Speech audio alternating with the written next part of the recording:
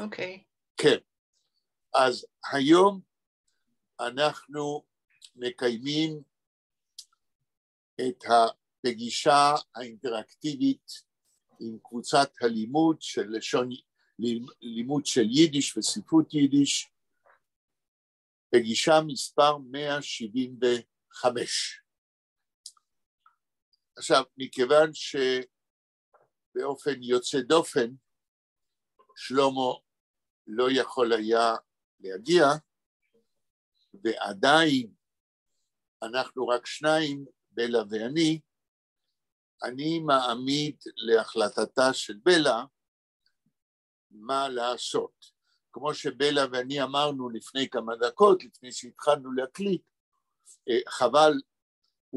חבל להמשיך עם גרדה כשאחרים בינתיים אינם, אז אני הצעתי אלטרנטיבה, והיא להתחיל לדבר על נושא שאף אחד לא מדבר עליו, שכולם יודעים שהוא קיים, אבל שאף אחד לא בודק את התרומה שהנושא הזה יכול לתת גם למדעי היהדות וגם לקבוצות לומדים ואנשים המתעניינים בענפים השונים במדעי היהדות. והנושא הוא מפתוח, הערך שיש להוספת מפתחות לספרים, לא משנה איזה ספרים. אז אני שואל את בלה, לפני שאני מנסח במדויק על מה אני רוצה לדבר, אני אומר ככה, מכיוון שאני כרגע מכין מפתח לדוקטורט שלי שהוגש לאוניברסיטה לפני 42 שנה לפחות, על נושא נדיר שאף אחד לא כותב עליו בהיקף כזה כמו בדוקטורט שלי, אני ארצה להסביר למה המפתח הזה יכול להביא תרומה שלא תסולה בפז למחקר כזה, שכרגע, אף על פי שכתבתי אותו לפני 42 שנה, הוא מונח במרתפים אפלים של הספרייה הלאומית, מעולם לא פורסם כספר, חוץ מבינואר 2020, כמהדורת צילום של הדוקטורט שלי על ספרות יידיש ועברית תחת שלטון הנאצים, על פי כתבי יד מקוריים מגטאות ומחנות, דברים שנכתבו אז בימי מלחמת העולם השנייה, אבל ב-2020, חודשיים לפני פרוץ הקורונה, הוצאתי מהדורה מצולמת של 60 עותקים בלי מפתח. כן, רק לעצור אותך שנייה, יחיאל, דניאל יצטרף אלינו. כן, שלום, סליחה, אני קצת... שלום דניאל. שלום. טוב, אני לא אחזור על מה שאמרנו עד עכשיו, אבל אתה תבין לאט לאט לפי ההמשך. אנה גם תצטרף בהמשך, היא כתבה לי עכשיו. יפה מאוד. אז ברגע שפרסמתי בינואר 2020, 60 עותקים של מהדורה מצולמת של הדוקטורט שלי, מלפני יותר מ-42 שנה, על ספרות יידיש ועברית שכתבו יהודים תחת שלטון הנאצים בגטאות ובמחנות, על פי כתבי יד שמצאתי שהם כתבו בגטאות ובמחנות.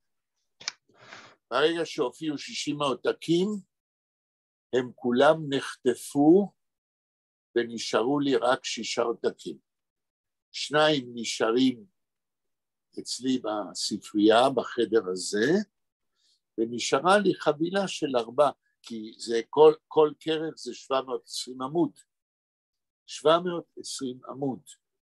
אני לא מתפאר בזה, אני רק אומר כדי שתקלטו את ההיקף. ולמה אני רוצה שתקלטו את ההיקף?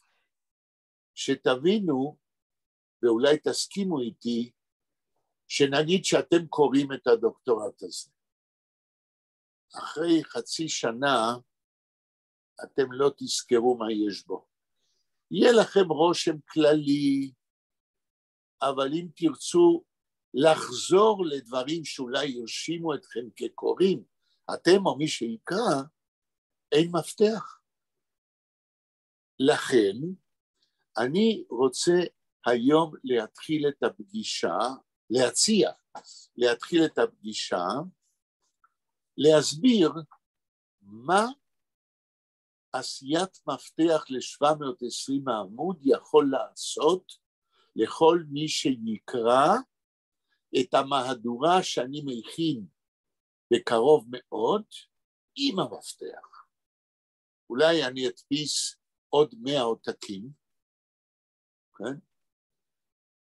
ואנסה לשווק אותם. אני לא אופטימי ואני לא פסימי, אני לא יודע איך יגיבו בעולם ובארץ כאשר אני אודיע באקדמיה אדו או בפייסבוק שלי שקיים ספר של 720 עמוד עם מפתח מפורט של שמות ועניינים, כן?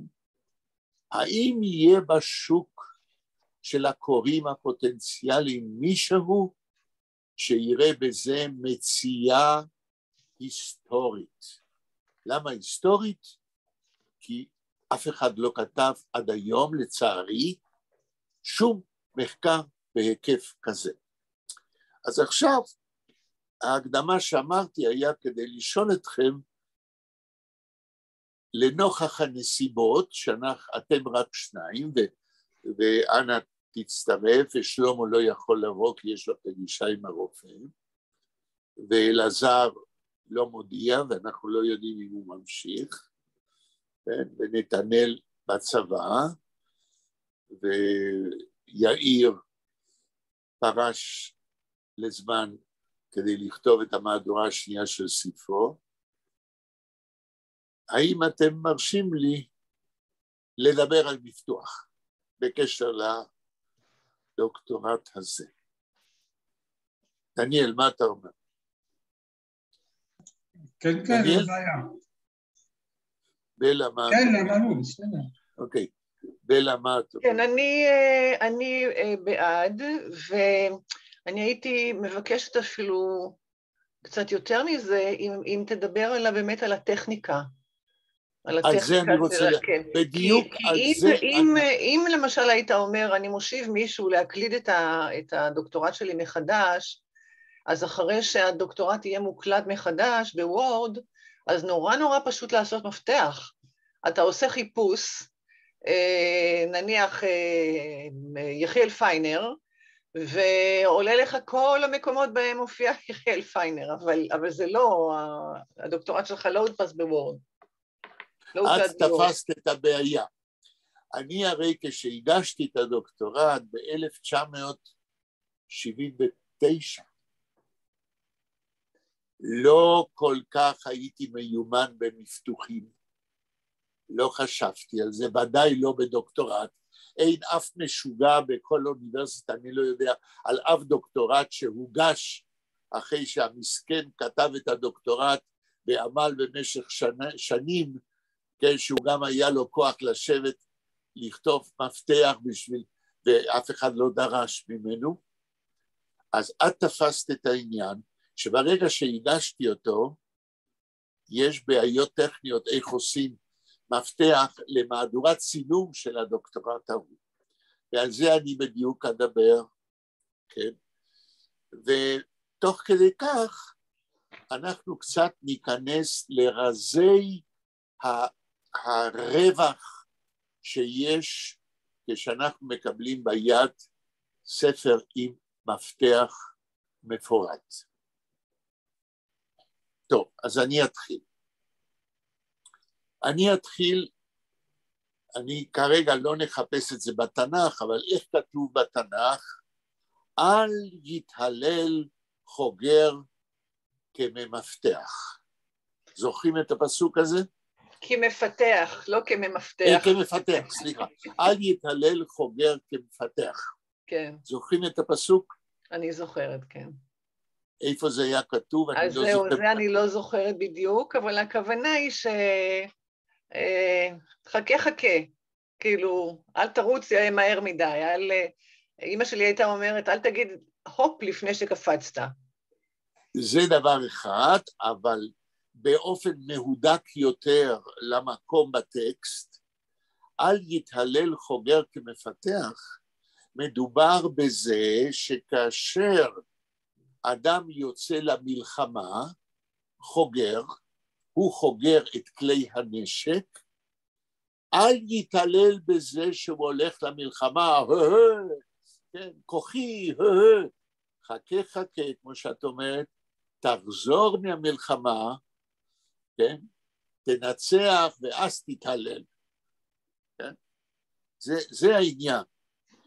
עכשיו אני לקחתי את הפסוק הזה והפכתי אותו כפסוק שתיקנתי אותו לצורך המפתוח, ואני אומר, אל יתהלל חוגר כממפתח. מה זאת אומרת? מה זה חוגר בתנ"ך? מי שיוצא למלחמה, למאבק. כשאדם כותב ספר, זה הפירוש שלי, כשאדם כותב ספר, הוא יוצא למאבק בתחום התרבות. כן, הוא רוצה להביא מסר מסוים, הוא לוחם בשדה התרבות, הוא רוצה להבהיר דברים שאולי אחרים לא יודעים, לא משנה באיזה תחום, אם זה ספרות יידיש, אם זה ספרות עברית, אם זה קבלה, אם זה היסטוריה. אבל איך אומרת האמא שלה? חכה, אתה תכתוב את הספר, אבל כשהוא יגיע לקורא, אם הוא ירשים אותו או ישפיע עליו, אז תתהלל. אבל אם אתה, עכשיו פירוש שלי, אם אתה תפרסם ספר ולא יהיה לו מפתח, מה עשית? כמעט כלום, לדעתי. מכיוון שאתם אולי תסכימו איתי, כל ספר שאתם קוראים, כן? אחרי שקראתם אותו, אתם לא יכולים לזכור איפה ומה כתוב בדיוק. אז אתם חוזרים לפעמים כולנו ומנסים לקרוא אותו פעם שנייה, אבל כמה פעמים יכול אדם לקרוא אותו ספר? וגם אם אתם קוראים אותו פעם ופעמיים ושלוש, אם אתם באמת למדתם מהספר הזה, מה התגובה הטבעית? זו הייתה התגובה שלי, אבל הרבה אנשים עושים את זה. אני מוקדם ביותר התחלתי לקרוא ספרים, עוד לפני הדוקטורט, עם עיפרון ביד. אני לא יודע אם זה קרה לכם, אבל כשאני קורא ספר, אני רוצה ללמוד ממנו. אני לא קורא ספרים, אני גם קורא ספרים לבידור, אבל מה יותר חשוב, אמרתי לעצמי, לקרוא ספרים לבידור, או להתבדר מזה שאני לומד משהו. והתחלתי לקרוא כל ספר, כדי ללמוד ממנו משהו. איך אני יכול ללמוד? אני מנתח את עצמי בצעירותי. איך אני יכול ללמוד מספר? אם אני מסמן בו, ואז כשאני לוקח, כשהוא בספרייה שלי, ואני לוקח אותו ביד, אני לא קורא הכל מחר, אני מסתכל על מה שסימנתי. האם זה קרה לכם, דניאל? שהתחלת לקרוא ספרים בעיפרון, לסמן? דניאל? האם דניאל שומע אותי? כן, זה קורה לי ספר שאני רוצה ללמוד משהו מהספר. נכון, אני מסמן דברים. ואיך אתה מסמן? תספר לי איך אתה מסמן, כי גם בזה יש כל מיני טכניקות. אני לא בן אדם כל כך מסודר, אז אני עושה לפי השיטה שלי, אבל...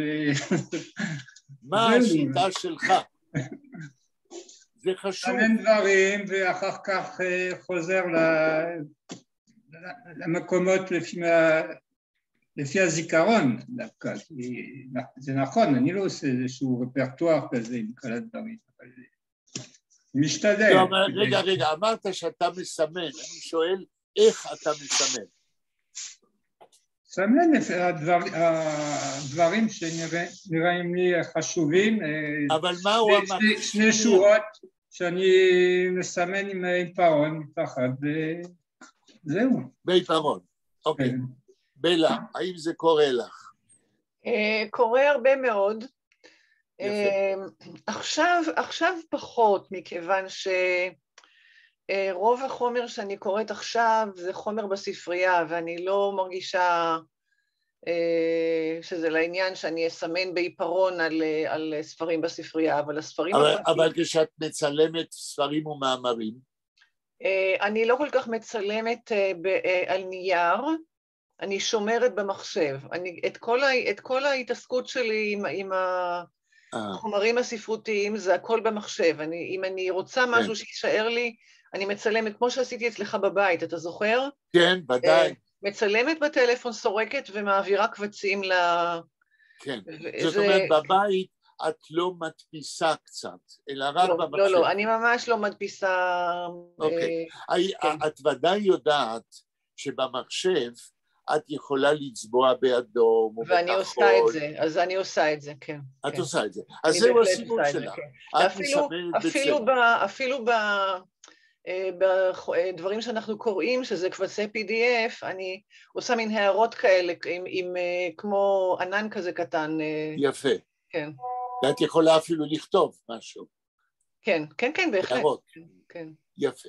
זאת אומרת, את כבר חיה בעידן המודרני מאוד, ואת מסמנת שזה לא חשוב איך. עכשיו, אני, כן, בגלל הביוגרפיה שלי, ובגלל אי ראייתי וכולי,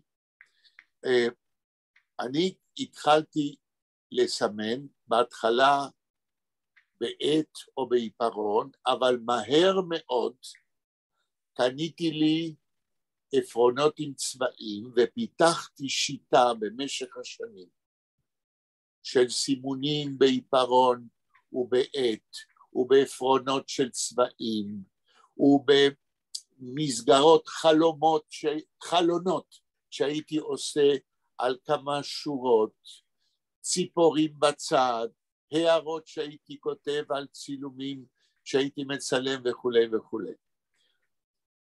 אם כן, אנחנו סיכמנו שכולנו, כן, הרגשנו צורך, שלושתנו, הרגשנו צורך לסמן, כנראה מתוך איזה מחשבה מודעת או לא מודעת, שכשנחזור לדבר, אנחנו לא נצטרך לקרוא את הכל מחדש, אלא נלך לדברים החשובים. אגב, אצלי זאת לא הנקודה לחזור לטקסט, אלא עצם הסימון מכניס לי את זה, אני לא צריך להגיד, מכניס לי את זה למוח ככה קצת יותר, בצורה קצת יותר אינטנסיבית. בלה, את גנבת לי את המשפטים הבאים, תמשיכי לפתח. כן, זה מכניס לך למוח, אבל זה לא מספיק שזה במוח, כי כשאת כותבת עבודת MA ודוקטורט וכולי, את צריכה בדיוק לצטט, אז את צריכה לחזור לטקסט, לא? לא, זה משהו אחר, אני לא מדברת על כתיבה מדעית, אני מדברת על קריאה של ספרות יפה, של שירה, כאלה דברים, כן. יפה. אז מה שאמרת כרגע, אני חשתי את זה במשך השנים בצורה מאוד מאוד בולטת. מה שאת אומרת מכניס למוח, אני הרגשתי שברגע, במקרה שלי, אני בדרך כלל הייתי מצלם מאמרים, כן? וקורא מתוך הצילומים, עם עיפרון ביד, עם עיפרון עם צבע, עם כל מיני צבעים, ואני הרגשתי שכשאני קורא בפעם הראשונה טקסט, הרושם הראשון, כן?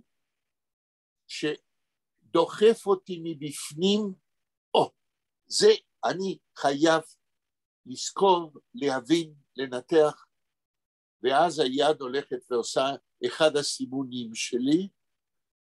זאת אומרת, הסימון הראשוני, כמו שאת אומרת, זה גם הכניס לי למוח דברים שאחר כך אני זכרתי את הדברים, וזה עזר לי כשכתבתי על הדברים האלה לחזור ולמצוא את המקום, וזה הפך למין, הייתי אומר, למין קבוצת עבודה, הצילום, הסימון והכתיבה שלי על מה שאני קורא. זאת אומרת, אין ספק שהסימון הוא עזר שעוזר לנו לזרום הלאה עם הדברים שחשובים לנו. טוב, למה עשיתי את הדיגרסיה כאילו הקטנה הזאת? מכיוון שלעניין המפתוח, כן? ברגע שבינואר 2020 הוצאתי 60 עותקים של הדוקטורט, הדוקטורט, כדי שאני לא אחזור על עצמי יותר מדי, וזה לא בחינה, זה רק כדי להרגיש מה עליי להגיד ומה כבר אמרתי. דניאל, אתה זוכר מה היה הדוקטורט שלי? כן, על התרבות בתוך המלחמת השנייה. אתה יודע שאם הייתי כותב דוקטורט עם הכותרת דוקטורט על מלחמת העולם השנייה, לא היו מקבלים אותו, כן? זה לא מספיק ממוקד. זה לא, מה שאני אומר, הוא מדויק, רק נראה לי שזה הנושא, לא? מהו הנושא? זה אני שואל.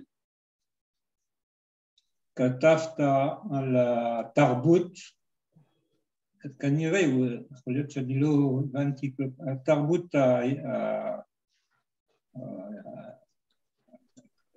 ביידישלנד בזמן של המלחמת השנייה. כן, זה רחב מדי, מזה אף אחד לא יוכל לדעת על מי כתבתי. בלה, האם את זוכרת?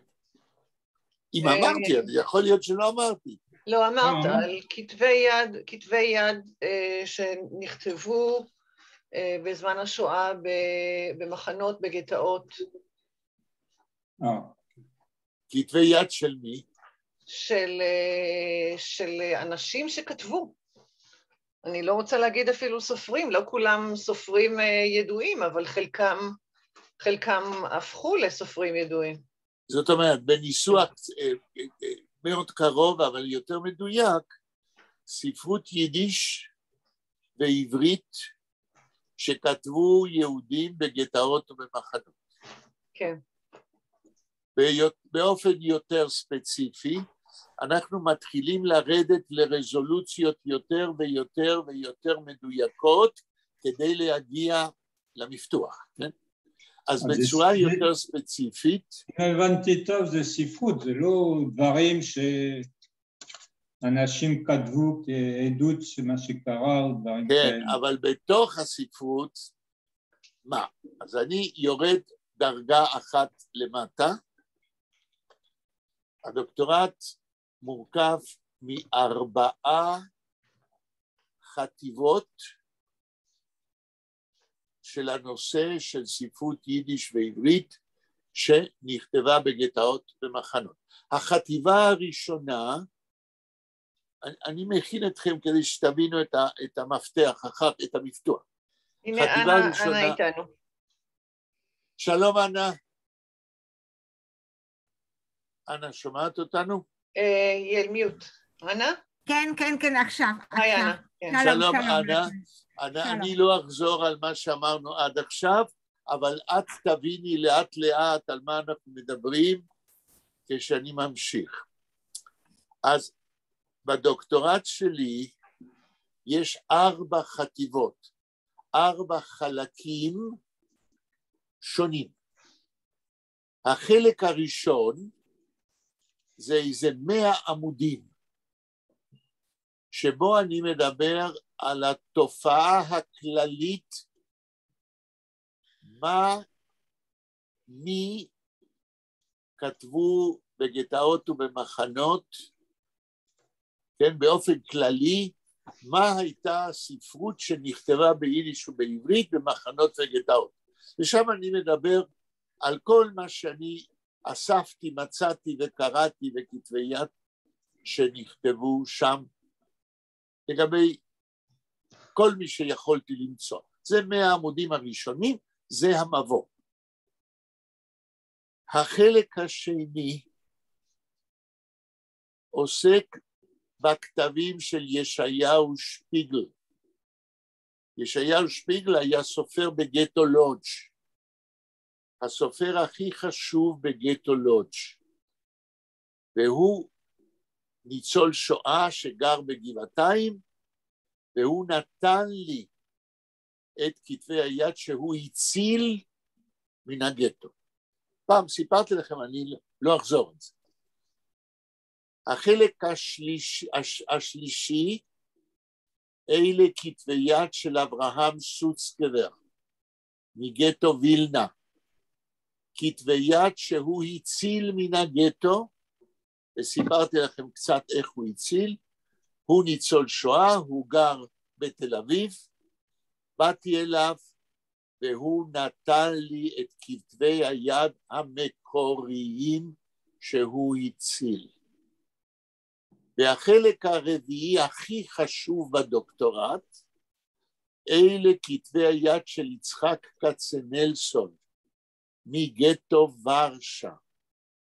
אלה כתבי יד שקברו אותם בגטו מתחת לאדמה, ואחרי המלחמה חפרו במקום שקברו ומצאו 2/3. שליש אחד לא נמצא עד היום. והכתבי היד האלה של יצחק כצנלסון עברו לבית לוחמי הגטאות בצפון בארץ. בית לוחמי הגטאות נקרא על שם יצחק כצנלסון, ויסדו את המוזיאון הזה בבית לוחמי הגטאות יצחק צוקרמן, שהיה חבר שלו במחתרת, ואני במשך כמה שנים הייתי נוסע כל שבוע לבית לוחמי גטאות, מירושלים לגליל, ומצלם וחוקר את כתבי היד האלה. זאת אומרת, לדוקטורט שלי יש 4 חטיבות, ויש לו 720 עמוד, והוא כיום מונח כאבן שאין לה הופכין במרתפי הספרייה הלאומית במשך 42 שנה, עד שבינואר 2020 הוצאתי מהדורת צילום 60 עותקים בלי מפתח, בלי אינדקס. נו באמת, אם כל אדם קורא 720 עמוד, נגיד שהוא קורא, מה הוא יזכור? של נושא שאף אחד לא מכיר, של סופרים שחלק מכירים, חלק לא מכירים, שכתבו על נושאים שאף אחד לא יודע שכתבו בגטאות, כמעט ולא כתבו על זה. בלי מפתח אי אפשר ללמוד את הנושא. אז אני החלטתי לפני שנה שאני הולך להדפיס מהדורת צילום של הדוקטורט עם מפתח שמות ועניינים. 100 עותקים. האם יהיה בעולם מישהו שיתעניין בזה? Ich weiß nicht. אני לא יודע. אני רק יודע שכאשר בינואר 2020 פרסמתי מהדורת צילום של 60 עותקים, כבר אמרתי לפני שאנה באה, חטפו אותם, ונשארו לי רק 6 עותקים פה בחדר. מי חטף אותם? מישהו זוכר מה סיפרתי? מי חטף אותם? ספריות? דניאל, אתה זוכר? מה? ספריות? אני שואלת. כן, אני שוקל איך לענות לך כדי שתבינו את האמת ההיסטורית. לא ספריות, זה הגיע לספריות, אבל מי חטף אותם? יש בירושלים ספרי ירושלים. ספרי ירושלים זוהי חברה מסחרית שכל ספר שיוצא בארץ הם קונים אצל המחבר או אצל ההוצאה, נגיד ב-80 שקל, ומוכרים אותם $100 בחוץ לארץ. ספריית ירושלים, חברה מסחרית. יש עוד חברה בירושלים שעושה אותו דבר. בחוץ לארץ, בעיקר בארצות הברית, אבל גם באירופה, אוניברסיטאות, יש אוניברסיטאות, באמריקה לבד יש איזה 3,000 אוניברסיטאות. הרבה מהם, או חלק לא קטן, יש להם מחלקות ליהדות, ליודאיקה. והם מעוניינים, הרי מדינת ישראל זה כבר 72 שנה, 74, כמה שנים אנחנו קיימים כמדינה, היא מקור שפע של פרסומים על יודאיקה. כאן בארץ תנחשו כמה ספרים חדשים יוצאים בשנה.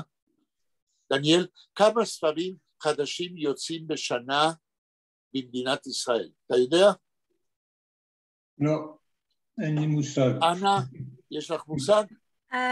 מושג, אבל זה... בשבוע ספר חדשים יוצאים כל שנה. אני לא יודעת, גם זה, if the Israeli, they read a lot of books. I am also curious how is the statistic of how their intelligence, the Israeli, how many books are reading. Bella, you know? No.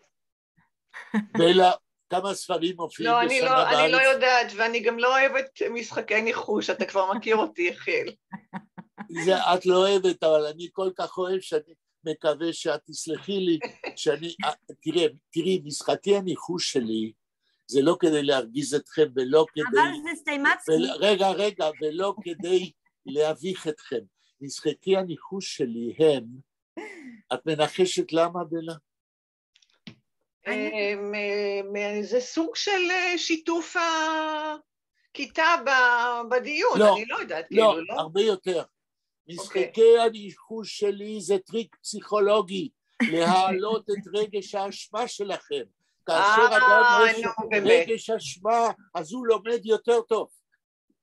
אבל אני חושבת זה לא הרבה, כי אני ראיתי בסטיימצקי, זה לא היה חדשים הרבה ספרים כמו באיטליה, כמו בלונדון.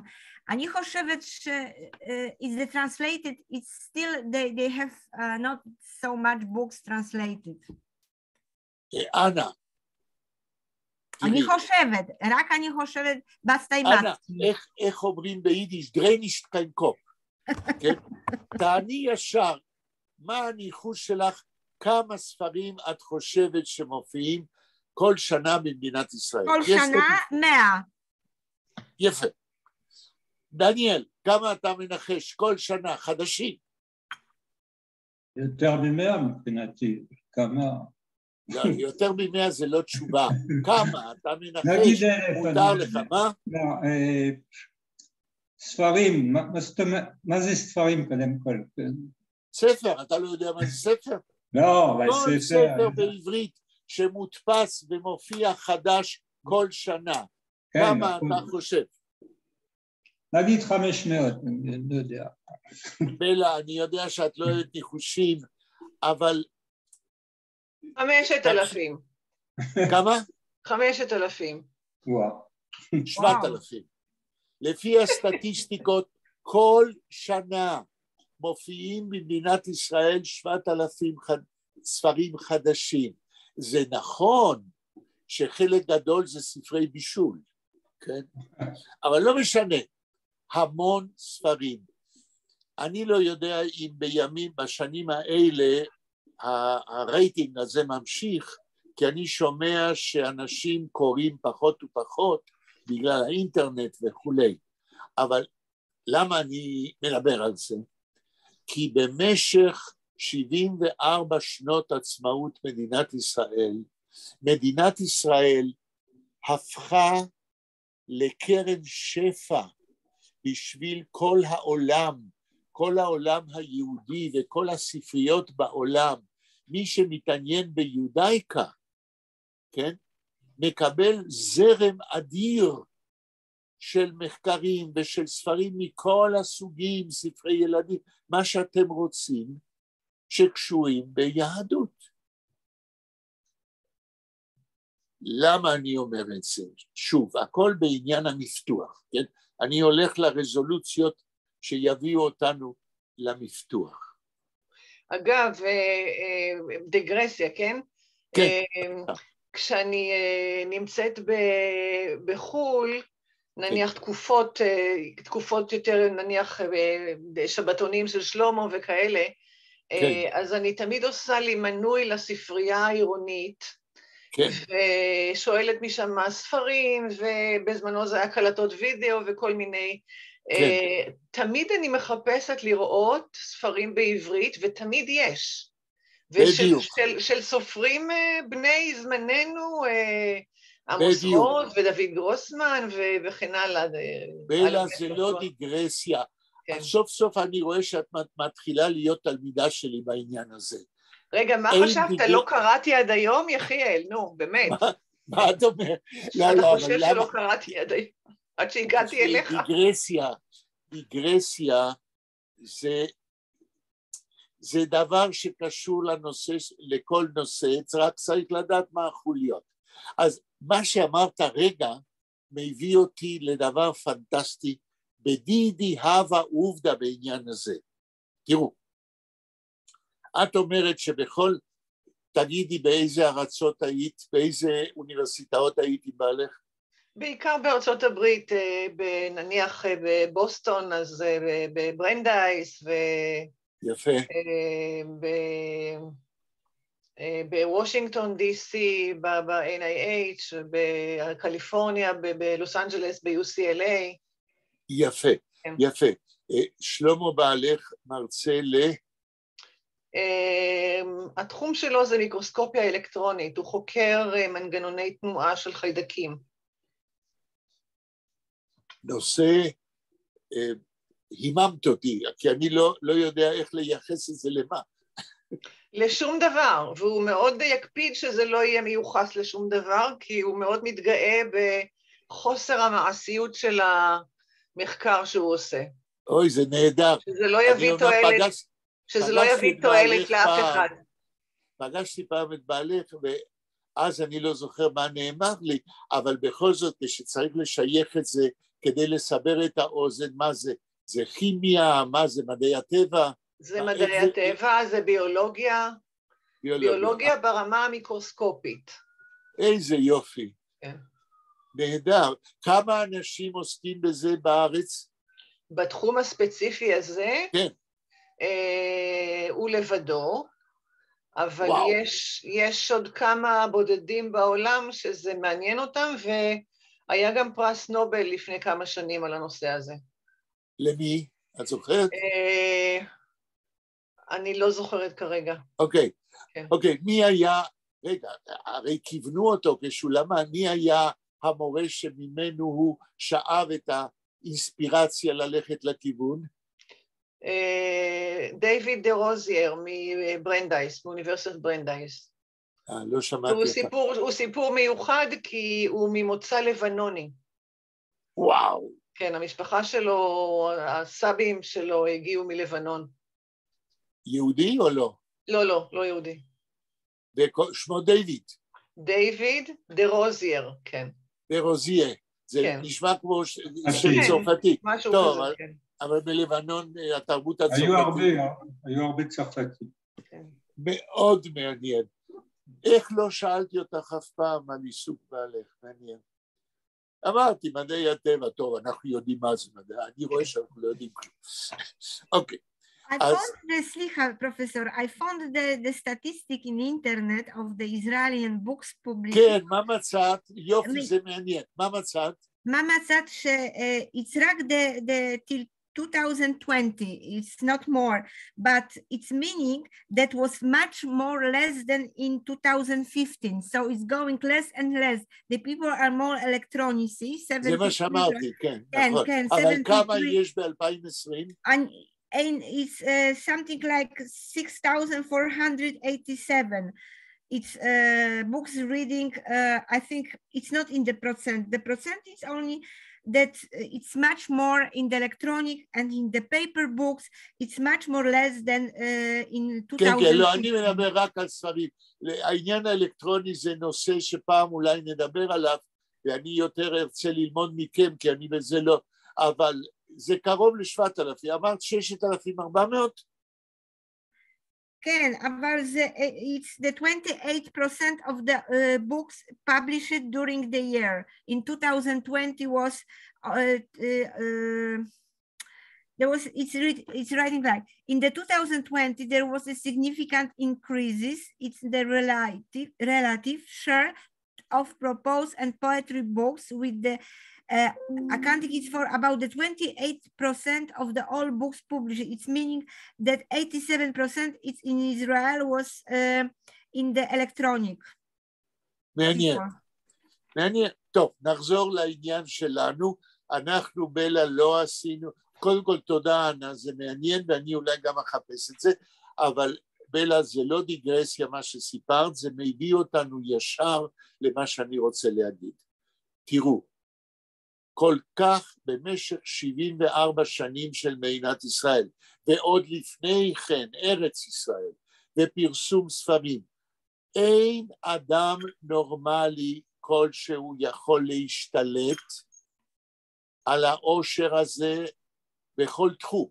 אני לא אומר שכל אדם צריך לקרוא את כל 7,000 הספרים בממוצע, אבל אפילו בתחום הספציפי שכל אדם מתעניין, ההשתלטות על התוכן של הספרים, ואני אנסה להוכיח את זה עוד מעט, רק אם אנחנו נוסיף מפתח עניינים ונושאים, זה יאפשר לקורא בעתיד to profit, ללמוד ולקבל איזושהי תועלת מקריאת ספרים. כי לקרוא ספר ולשכוח מה קראת, זה לא עסק. צריך לייעל, איך אומרים לייעל באנגלית? מישהו יכול לעזור לי? To make efficient. כן, you have to make more efficient the reading of books only by indexes. ועכשיו אני מגיע לעניין של הדוקטורט שלי. לא מפני שהוא שלי, אלא מפני שהוא עוסק בנושא שהוא של כל העם היהודי, אבל זה נושא שלא טיפלו בו ולא כתבו עליו בהיקף, כמו שאני כתבתי לדוקטורט. אז לפני שנה אני החלטתי שאני מוצא לי מישהו, כן, הרי בגלל שאני לא רואה, אני לא יכול לעשות את זה לבד, אחרת הייתי עושה את זה לבד. התחלתי לחפש מי יכול לעזור לי, לעשות מפתח שמות ועניינים. רבותיי, המשימה תוכנית כזאת היא כמעט mission impossible. אתם יודעים למה? כי לעשות מפתח שמות, איך שאמרה לי בלה, 5:45, נדמה לי לפני שהתחלנו לקשקש, אתה מוצא שם של אדם, אתה במחשב, כן? אומר יצחק כצנלסון, הוא אומר לך באיזה עמודים השם מופיע, ואז אתה אומר עמוד זה וזה, עמוד זה וזה, ויש לך מפתח. המחשב לא מספיק לעזור לעשות מפתח כמו שאני רוצה, ואני אסביר. הבת שלי, אלישבע שיינטוך, שבאה לביקור, היום היא נסעה בחזרה לאירופה, היא באה לביקור לשבועיים, והיום היא נסעה, היא השפיט מחשבים. כל העבודה שלה כרופאה הומאופתית מרוכזת בפיתוח תוכנות הומאופתיות לרופאים, ו20 שנה היא עבדה בהכנת תוכניות לרופאים הומאופתיים, תוכניות במחשב. והיא מכירה את רזי המחשב בצורה פנטסטית. אין כל קושי שיש בניהול מחשב, היא תיאבק עליו עד שהיא תפתור את הבעיה. אז היא אומרת לי, זה כבר 25 שנים, אבא, בשביל מה אתה צריך לעשות מפתח כמו שאתה רוצה? תשתמש במחשב ויהיה לך מפתח. ואני אומר, ביתי אלישבע, את לא מבינה מה זה מפתח בסגנון שלי. מכיוון שאם אני רוצה, וזה מה שעשיתי, יש לי כבר מפתח לדוקטורט, מה עשיתי? זה לא מספיק שאני לוקח את השם יצחק כצנלסון ובאיזה עמוד הוא מופיע. אני הכנסתי למפתח שלי, כן? גם אם יש שם של רחוב עם המספר, אם כתוב בגטו ורשה רחוב מילה 18, אז אני מכניס אותו למפתח. אם יש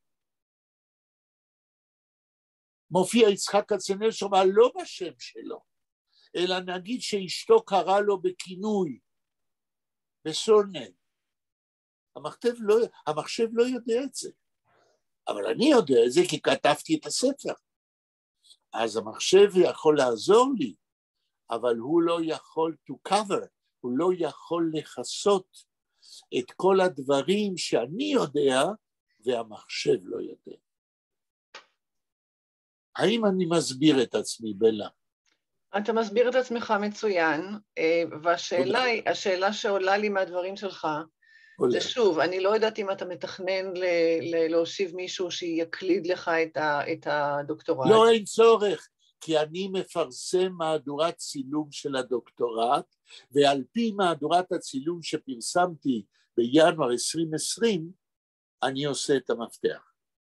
אני מבינה, אבל הנקודה היא מבחינת העבודת נמלים של לעבור על כל המושגים שאתה רוצה שייכנסו לאינדקס. אני כבר עשיתי את זה. על כל ה-700 עמודים? כל ה-700 עמודים? כל 700 העמודים? כן. אוקיי.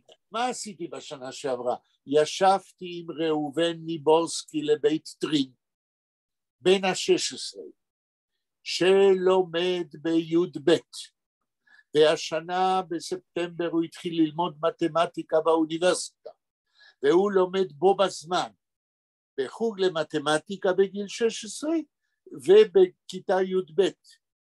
ובקיץ ישבנו 4 חודשים, ועבדנו שעות אינטנסיבית, ועשינו את המפתח.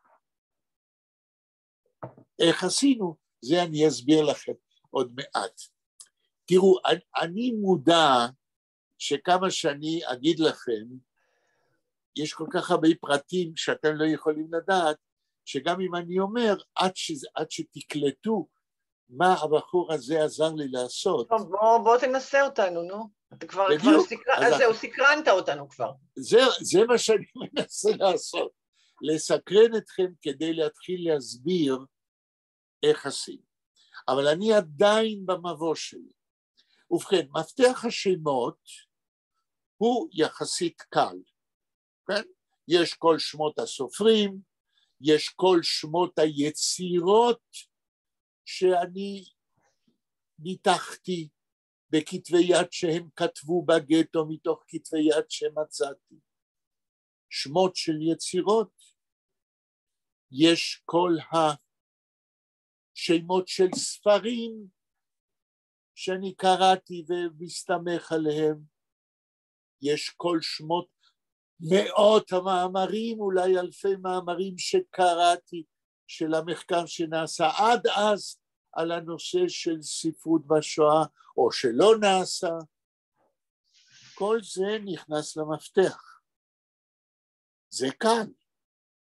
ויש גם כל הכינויים של דברים, תשמעו, כאשר סופר ידוע, או אישיות היסטורית ידועה, הרי הסופרים האלה כתבו גם, כצנלסון כתב מחזות תנ"כיים, אז יש כל השמות בתנ"ך, וכל הכינויים שהמחשב לא יודע, שאני יודע, אבל יש דבר עוד יותר חמור שצריך היה להתגבר עליו. המפתח הזה הוא כפול, אמנם עשיתי אותו לפי א' ב' רצוף אחד, אבל הוא מפתח של שמות, כמו שהסברתי, ועניינים. איך אני אמצא את העניינים?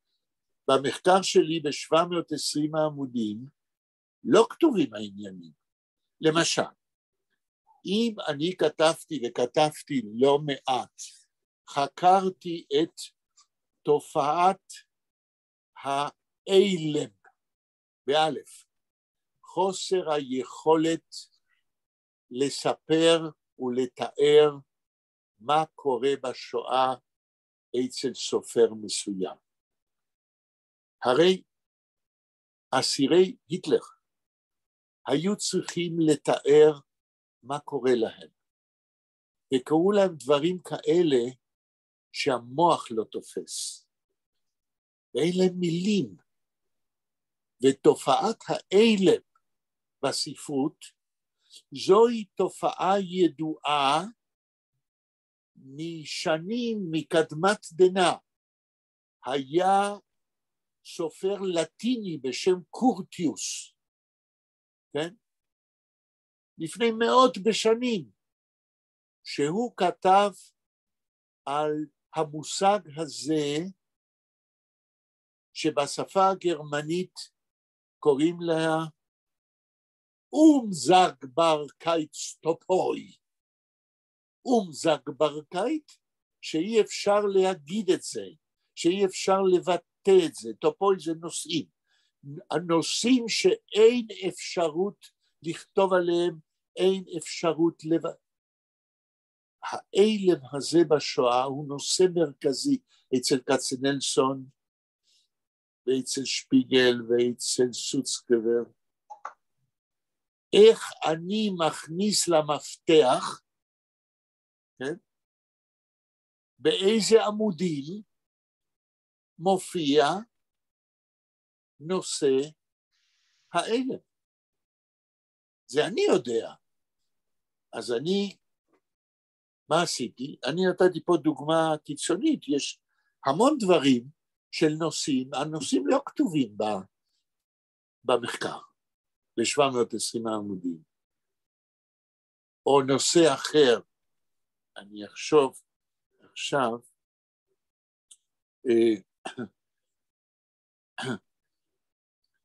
תראו, המפתח הוא 200 עמודים, כן? זה מאות נושאים, ומאות ואולי יותר שמות של כל מיני סוגים. אז איך עושים את זה? אז אני החלטתי זה החלטה כמעט של אדם משוגע לדבר, כן? אבל הייתה לי מוטיבציה חזקה להמציא שיטה, להוסיף מפתח שמות ועניינים כמה שהוא יותר שלם, כדי להדריך את הקורא, כדי שהקורא כשהוא לוקח ספר כזה ביד, אפילו לפני שהוא קורא בספר, הולך לסוף הספר, מסתכל במפתח, 200 עמודים, כל ערך מובלט בבולד, הוא מסתכל והוא יודע על מה מדברים בספר, גם מי הם האנשים ומה הם השמות של ספרים, מאמרים וכו', ומה הם הנושאים. ואם הקורא מתעניין בנושא מסוים, כמו למשל השמדה המונית, מה אני אומר ב-720 העמודים האלה על השמדה המונית בכתבים של סוצקבר, קצנלסון ושפיגל, ובמבוא בכל יתר, כן? או נושא אחר שהוא חשוב מאוד כדי להבין את ספרות השואה. הידיעה על ההשמדה ההמונית. הרי תחת שלטון הנאצים היו שנתיים וחצי, שאסירי היטלר לא ידעו שהנאצים זוממים רוצים להרוג כל היהודים עד אחד. לא הייתה ידיעה שהתוכנית הנאצית היא השמדה המונית עד האחרון. גם היטלר לא ידע את זה. אז בשנתיים הראשונות בגטאות יהודים קיימו תיאטראות וכתבו ועשו פעילות תרבותית והוציאו עיתונים, והידיעה שהולכת השמדה המונית זה דבר שהופיע מאוחר יותר, כן? לקראת אמצע 42. עכשיו אם יש ערך נושא השמדה המונית במפתח, יש כל העמודים איפה שזה מתחיל. אין ספק שמי שמתעניין בספרות יידיש ועברית תחת שלטון הנאצים, יכול ללמוד מהמפתח לפני שהוא קורא את הספר. על איזה נושאים, ואם יש איזה נושא שמעניין אותו, הוא יכול ללכת ישר לפי ההפניות בעמודים, ולהתחיל דווקא לא מלקרוא את הספר מההתחלה עד הסוף כמו רומן, אלא לקרוא את הספר על פי דברים שמעניינים אותו במפתח, בגלל שהנושא הוא כל כך מסובך וכל כך בלתי ידוע, שעל פי המפתח אתה יכול לאט לאט להיכנס לנושא בצורה הרבה יותר אפקטיבית. כל זה מבוא, אנחנו עוד לא התחלנו לדבר איך עשינו את זה. האם דניאל יש לך מה להגיד או לשאול עד עכשיו?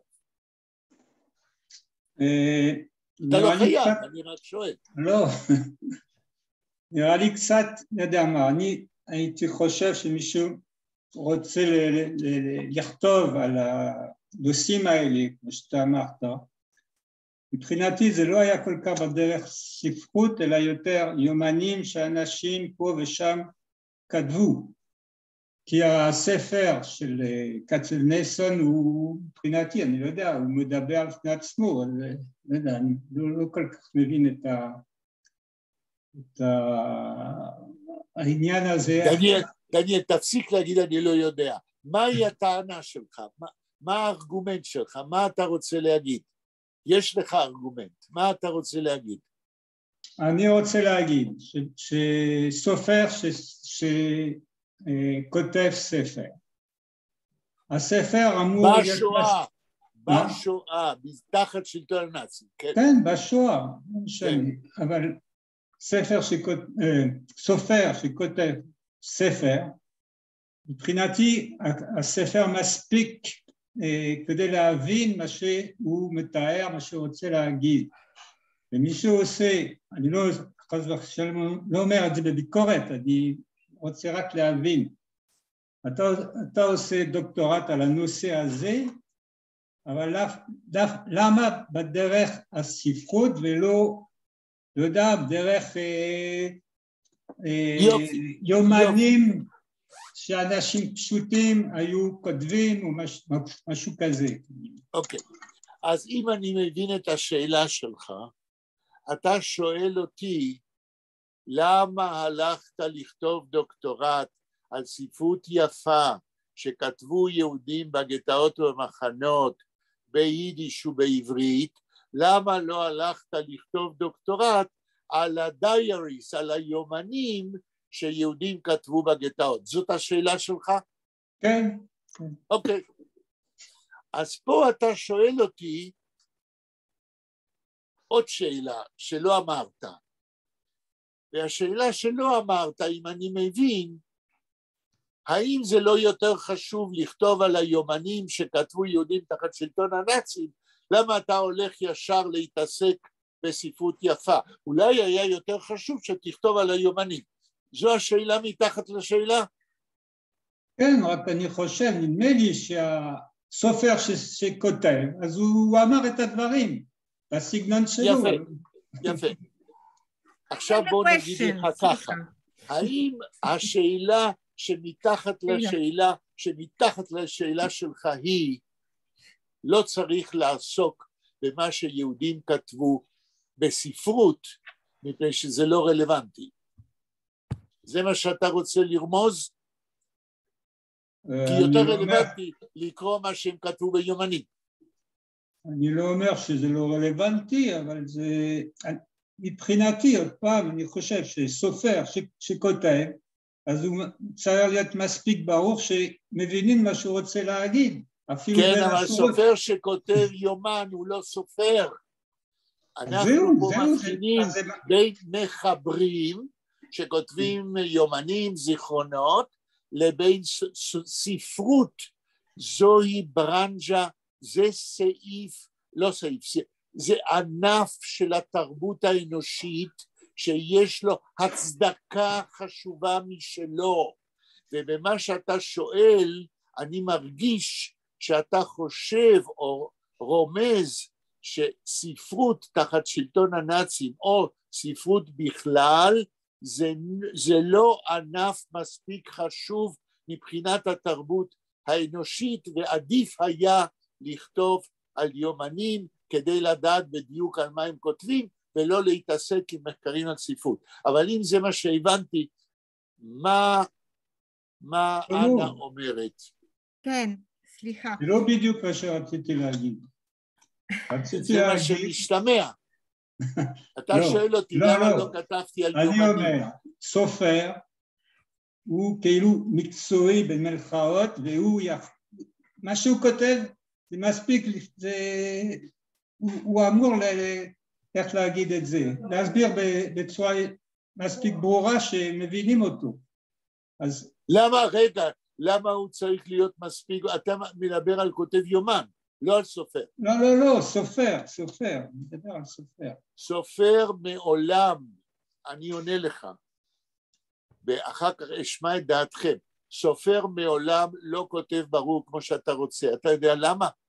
מכיוון שסופר תמיד מתכתב עם ספרים ועם נושאים תרבותיים בעבר התרבותי שלו, ולכן הקורא שלא מכיר את התרבות של עמו לא יבין את הסופר הגדול, כי סופר לא מתחיל אף פעם לכתוב מעצמו, סופר מנהל דו-שיח, דיאלוג עם התרבות של עמו, עם סופרים שקדמו לו, כצנלסון עם התנ"ך, שוצקבר עם ספרות יידיש שקדמה לו, שפיגל עם ספרות יידיש בזמנו, אין סופר שכותב מהרגע שהוא נולד, לכן הוא נקרא סופר.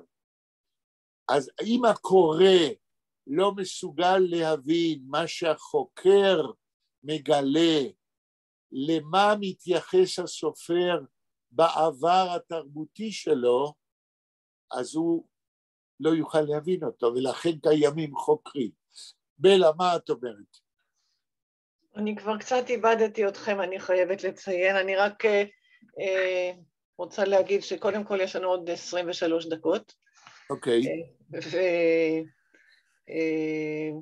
ואני חושבת שהדיון הזה, לכל ז'אנר יש את המקום המכובד שלו, ואם יחיאל היה בוחר לכתוב על יומנים, אז הוא היה מפרסם דוקטורט על יומנים, והוא בחר לכתוב דוקטורט על יצירות ספרותיות, ואני בטוחה שיש כאלה שימצאו עניין רב ומצאו לא, ביומנים. כבר כתבו. כן, יש כן. פרופסור ביהדות זמננו, כן. שכתב דוקטורט על יומנים בימי השואה. כן, זה נראה לי כל אדם ומה שמושך אותו יותר, עדויות עם נופך יותר היסטורי, ודיברנו גם על התפקיד של יצירות ספרותיות כעדויות וכן הלאה, כאילו זה לא סותר לגמרי. אז בלה ענתה לדניאל במקומי. אבל אנה כבר חצי שעה רוצה לשאול משהו. כן, אני עכשיו פונה לאנה. אנה, בבקשה. סליחה, אבל for me it's the surprise. I have the question to everybody, because I wrote that in 2020 in Israel was published 1,800 book and for normal people and 1,659 for religious. So many for religious. For whom? For datim. Okay. So my question is how in the modern country you have so many religious book published in the same level almost like the other books. So it's not in every country. איזה יופי של שאלה. אם הבנתי את השאלה שלך, וניתן לבלה לפרש אותך, בלה היא הרש"י של אנה, כן? אבל אם הבנתי, את שואלת, מצאת באינטרנט, ש-1,800 בוקס ו-1,800 בוקס. 1,800 פורסמו במדינת ישראל שנה מסוימת, ו-1,800 בוקס דתיים פורסמו. אז את שואלת, איך זה יכול להיות שאם הדתיים הם 20% של האוכלוסייה בארץ, הם פרסמו כמו כל היתר החילונים. זו השאלה שלך? כן, נכון. מה את עונה, בלה? אני מעוניין לשמוע את תשובתך. אני חושבת שזה הביטוי הכי מובהק של עם הספר, זה מדובר באוכלוסייה של לומדים ולמדנים ובקיאים, וזה אנשים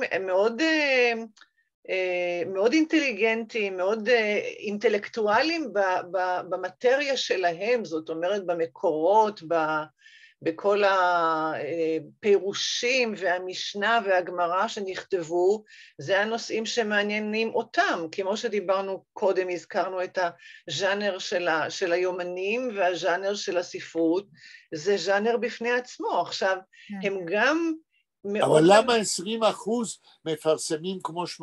זו השאלה שלנו. הם מפרסמים הרבה, אני לא... למה? זו השאלה שלנו, כן. גם יש מי שקורא. יש גם דרישה תשובה יפה. עכשיו אני רוצה להוסיף למה שבלה אמרה. קודם כל, זה שהיא אמרה שיש מי שקורא, זוהי תשובה מאוד חשובה. כי בצד החילוני יש פחות ופחות מי שקורא ספרים בדפוס. אבל יש עוד חלק לתשובה. ספרים שהחוגים הדתיים מפרסמים, זה עדיין הביטוי, האקספרשן של the great chain of being Jewish. מהו ה-great chain of being Jewish? פירושים שכותבים בכל דור ודור על המקורות היהודיים של הסמכות הדתית והתרבותית היהודית. הפירושים נכתבים בכל דור ודור מחדש. הדתיים כבני אדם לא יכולים להישאר קפואים בפירושים של דורות קודמים, או שמשנים אותם, או שמוסיפים על הפירושים של אבותיהם. התרבות החרדית היא תרבות של הוספת פירוש על פירוש בכל דור ודור. זוהי התרבות היהודית השורשית, ומשם יצאו הקונסרבטיביים, ומשם יוצאים הרפורמים, ומשם יוצאים החילונים. זו כנראה התשובה האפשרית. עכשיו נשארו לנו 20 דקות. אני באמת מציעה שתספר לנו עוד על האינדקס, על הטכניקה של האינדקס. אני הולך לשם. כן, אבל אין לנו הרבה זמן, סליחה. אלא את צודקת, אבל את תמיד פחות סבלנית. המבוא הזה היה מאוד חשוב לי, כי אני מרגיש שמה שעשיתי עם האינדקס, אם אני לא מסביר כל מה שהסברתי עד עכשיו, זה לא יהיה מובן. האם השתגעתי לגמרי להשקיע חודשים על גבי חודשים ועכשיו אני מתחיל להסביר איך עשיתי את האינדקס. ישבתי עם ראובן, היו לו שני הכרכים, לא, היה לו הדוקטורט, המהדורה המצולמת של 720 עמודים שהוצאתי בינואר 2020, ואמרתי לו, ראובן, אתה בבית שלך, עבדנו דרך הטלפון, ואמרתי לו, אנחנו כרגע מתחילים לקרוא את הדוקטורט מן ההתחלה, עמוד עמוד עמוד עמוד לאט. כל פעם שאנחנו מוצאים שם של אדם, של רחוב, של מאמר, של ספר, או כינוי, שאני יודע שהוא כינוי, כן, של מישהו, אתה מקליד ערך למפתח. ואנחנו, אחרי שאתה מקליד את הערך שיש בטקסט, או שאני מוצא בטקסט ונותן לו שם לנושא, אתה כותב את העמוד. וכך אנחנו הולכים לאט לאט. אחרי שבוע היה לנו כבר רשימה לפי א' ב' של שמות ושל נושאים. עם העמודים איפה שהם מופיעים. באופן תיאורטי, אם היינו ככה ממשיכים לקרוא עד סוף עמוד 720, היה לנו מהר מאוד מפתח.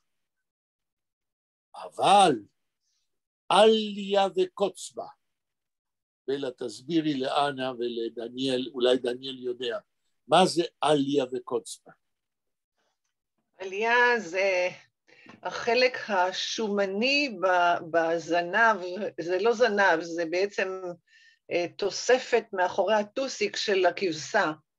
זה זנב. חלק מהזנב. כן, חלק מהזנב. חלק הרך. כן, זה חלק הרך שהוא שומני, ויש לו ערך תזונתי אם שוחטים את הכבשה, וקוץ בה, זאת אומרת, עלייה זה משהו טוב, אבל שיש בקוץ, זאת אומרת שמשהו לא טוב. למה יש בקוץ, אנה? בלה. למה? כי כשהכבשה הולכת במרעה, אז נתפסים קוצים בצמר שלה, וגם בעלייה. זאת אומרת, בחלק של הזנב יש קוץ שאולי לא רואים אותו. אז מה אומר האמירה הזאת? של משהו טוב שיש בו משהו לא טוב, כן, משולב אז בו. כן. אז מה? אז מה אומר הביטוי הזה?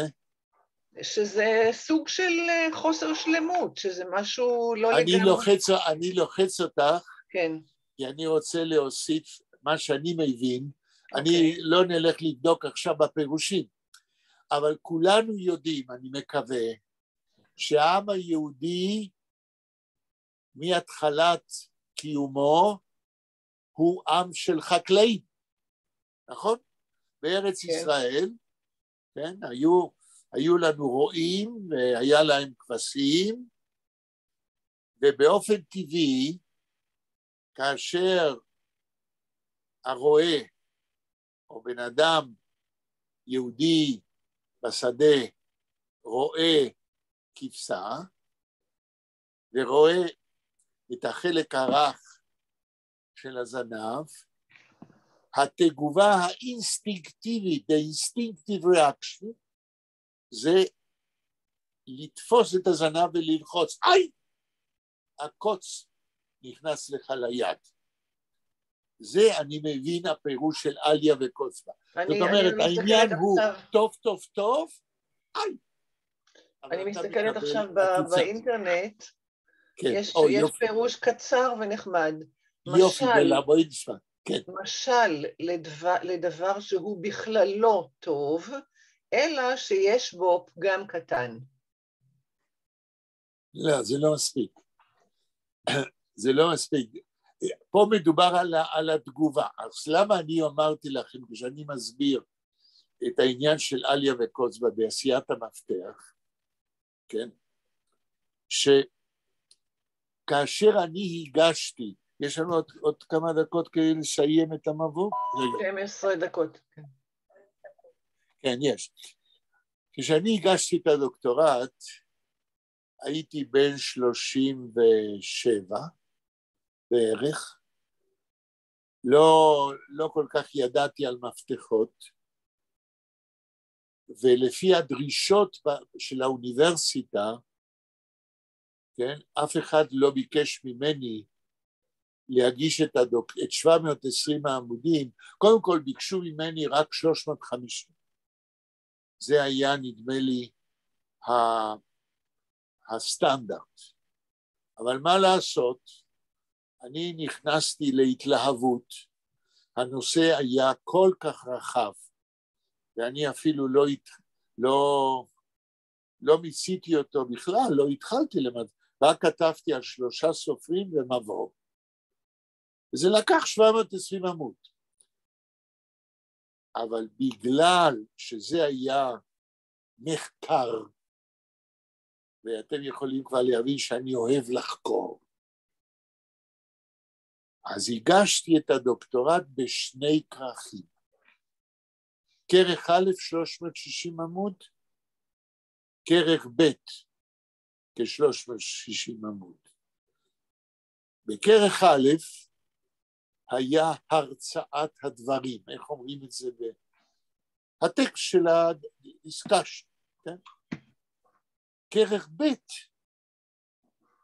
היה כולו ההערות. היו שם נדמה לי 900 הערות. 900 הערות, לא יותר, קרוב ל1,000 הערות. וכל הערה יכלה להיות מחקר קטן לעצמו. לפעמים היו שם הערות של כמה עמודים, לפעמים היו הערות של כמה שורות.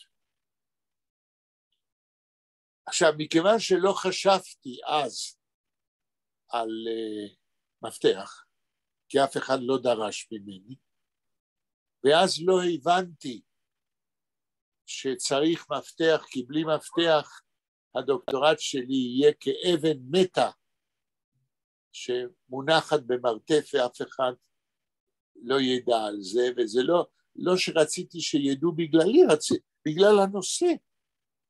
אי אפשר לקדם את חקר ספרות יידיש ועברית בשואה אם אין מפתח במחקר כזה מסובך.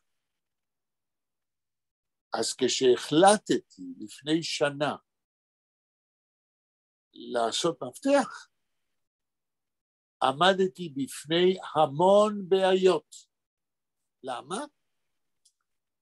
מכיוון שלפני יותר מ-42 שנה,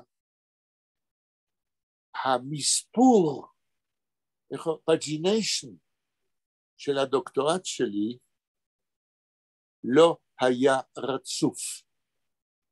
כרך ראשון, מעמוד 1 עד 360, כרך שני התחלתי מחדש, מעמוד ראשון,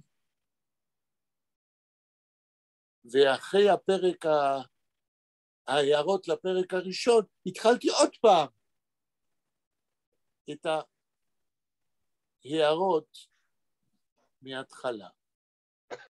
איך אתה במפתח לספר מציין את זה כדי שהקורא יוכל למצוא את העמוד ואת הפרק ואת הכרך?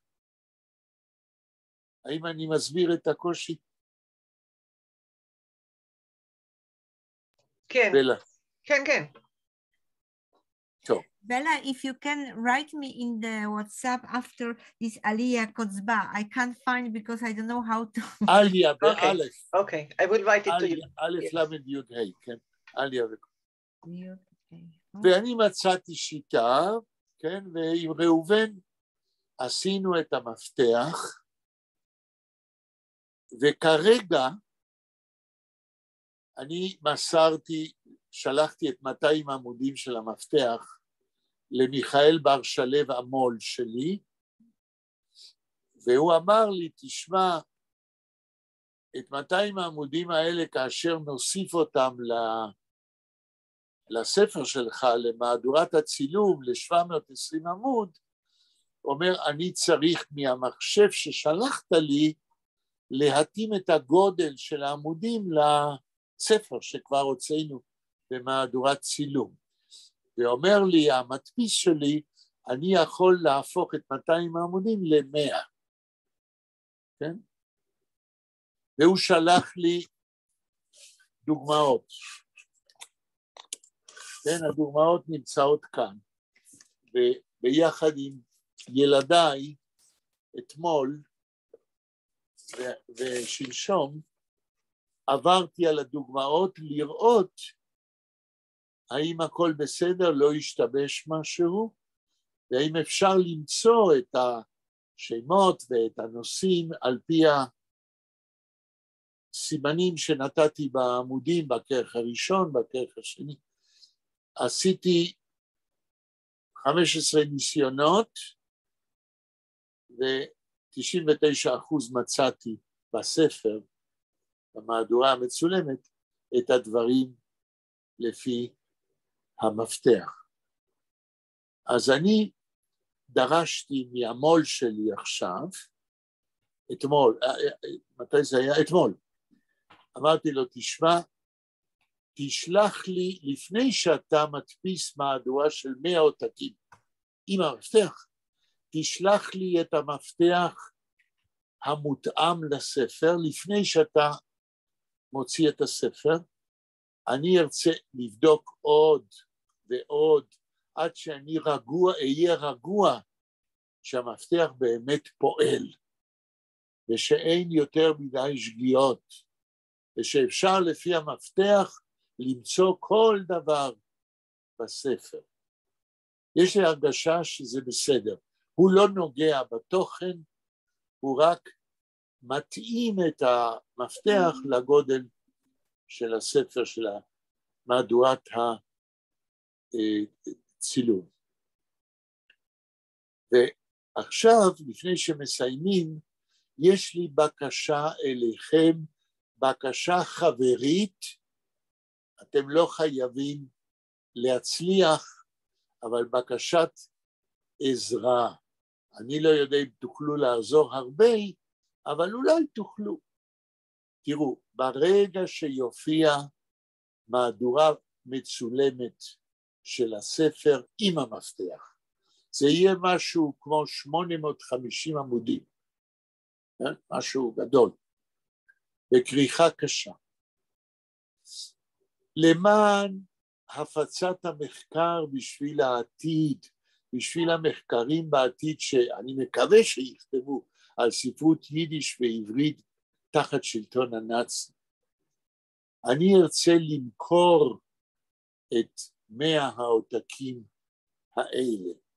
אני לא בטוח שיהיה במדינת ישראל ובעולם אפילו 100 ספריות, אני כבר לא מדבר על אנשים, שיהיו מוכנים לקנות עותק של 850 עמוד ולשלם, אני אשלם מכיסי על המהדורה, אני אמכור את זה ב-200 שקל. אני לא בטוח שיהיה, ויכול להיות שישארו אצלי הרבה עותקים, ואחרי חיי זה יהיה חלק מהירושה לילדים שלי. אבל עד שאני אלך מן העולם, אם אתם תדעו על מישהו שיכול להיות מעוניין בספר כזה עם מפתח כזה, אני אשמח שתודיעו לי וניתן לו את הכתובת, ואם יהיה מישהו, אז אני אשמח שזה יהיה בעוד כמה בתים או ספריות בעולם.